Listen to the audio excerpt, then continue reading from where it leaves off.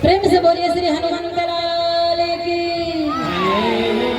देखिए हनुमान जी महाराज लंका में सीता मैया के निकट गए हैं, पर अभी सीता मैया से भेंट नहीं हुई हनुमान जी की। हनुमान जी ऊपर बैठे हैं, सीता मैया नीचे बैठे हैं। दशा क्या है? हनुमान जी ने देखा कि कृष्ण तनु शीस जटा एक बेनी और जपति हृदय रघुपति गुण श्रेणी। बिल्कुल दुबली पतली सीता मैया हो गई है राम के वियोग में। उसी समय रावण आता है, सीता मैया को धमकी देता है। सीता मैया से कहता है कि मेरी ओर देखो,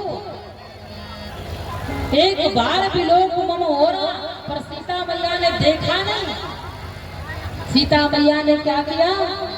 तुलसी बाबा लिखते हैं, तृण धरि ओट कहत वैदेही और सुमिरे अवधपति परम संग।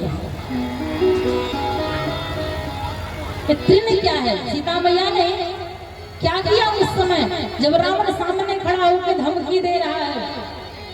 तो साधारण भाषा में कहें तो श्री रामचरितमानस ग्रंथ में भी लिखा गया है कि सीता मैया ने एक तिनके का सहारा लिया। तो दोनों ने भाव दिया कि तिनके का सहारा क्यों लिया?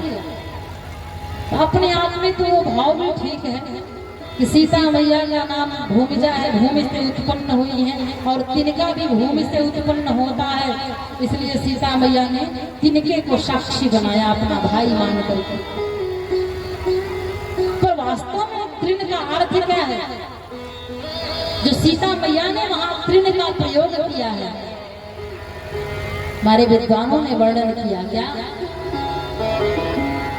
कि मुख ढापन सारंग दहन और चंद्र छन जोन। सुनिएगा, तृण क्या है कि मुख ढापन सारंग दहन। हमारी माताएं बहनें हैं, किसी से यदि घूंघट करना हो, पर्दा करना हो तो क्या करती हैं? आंचल अपना खींच लेती हैं, खींचते हैं। यदि दिए को बुझाना हो तो क्या करती हैं? आंचल से दिए को बुझा देती हैं। तृण का अर्थ होता है आंचल। कि मुख ढापन सारंग दहन और चंद्र छन जोन। यदि गोद में छोटा सा नवजात शिशु है, यदि उसे स्तनपान कराना है तो भी आंचल का ही सहारा लेती है, आंचल से ही ढक करके बालक को गोद में लेती है। कि मुख ढापन सारंग दहन चंद्र छन जोन और विनय करन। भगवान के सामने यदि प्रार्थना करती हैं तो भी आंचल फैलाकर प्रार्थना करती है ना, आंचल का सहारा। कि विनय करन, भगवान से प्रार्थना करते हैं आंचल फैला करके कि प्रभु झोली भर दो, मेरा आंचल भरा रहे। और सिर्फ विनय करने के लिए ही नहीं, तुलसी बाबा लिखते हैं कि उस आंचल का प्रयोग माताएं दूसरे को श्राप देने के काम में भी लेती हैं। आंचल झाड़ करके श्राप भी देती हैं कि विनय करन या रुक्षय करन तुलसी तृण है तौन। ऐसे तृण का सहारा सीता मैया ने लिया। रावण को देखा तो अपना आंचल सीता मैया ने खींच लिया।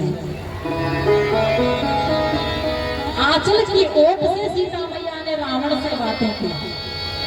हनुमान जी सब बातों को सुन रहे हैं। रावण ने अंत में धमकी दी क्या कि 1 महीने का समय दिया जा रहा है, मास दिवस मोह कहा न माना तो मैं मारब काहे के पाना। सीता मैया विलाप कर रही है, सोच रही है कि प्रभु का वियोग सहा नहीं जा रहा है। आकाश की ओर देख करके सोचती हैं कि इतने तारे दिखाई दे रहे हैं आकाश में, यदि ये तारे नीचे गिर जाएं और अग्नि का काम कर दें, अग्नि बन जाएं, तो मैं प्रभु के विरह अग्नि में स्वयं को समाप्त कर लूं। हनुमान जी ने शुभ अवसर देखा तो हनुमान जी ने ऊपर से भगवान राम की मुदरी को नीचे गिरा दिया। और जब प्रभु श्री राम की मुद्री को नीचे गिराया तो सीता मैया ने देखा कि मेरे प्रभु की मुद्रिका कहाँ से आई। चकित चितो मुद्री पहचाने हर्ष विषाद हृदय में खुलाया। मन में सोचने लगी कि मेरे प्रभु की मुद्रिका यहाँ कैसे आ गई। जीत को सकई जय रघुराई माया ते रच नहीं जाई। हमारे प्रभु राम को कोई जीत नहीं सकता है, ये कौन सी माया है प्रभु आपकी। तो हनुमान जी महाराज ऊपर से बोल पड़े। क्या बोले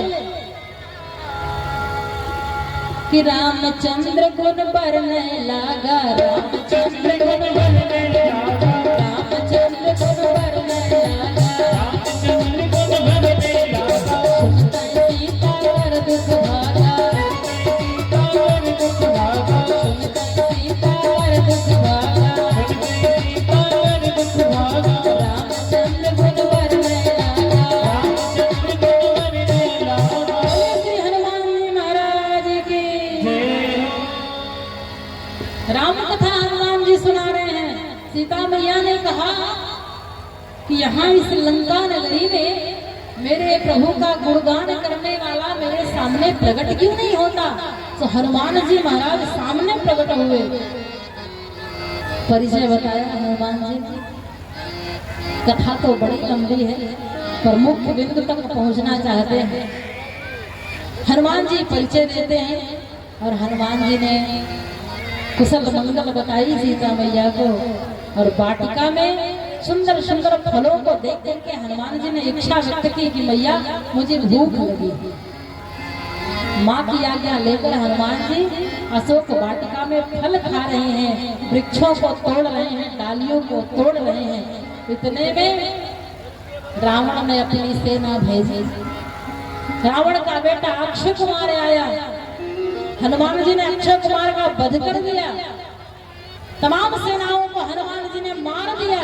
अंत में मेघनाद आता है और ब्रह्मास्त्र का प्रयोग करके हनुमान जी को बंदी बना करके रावण के दरबार में पष्ट करता है।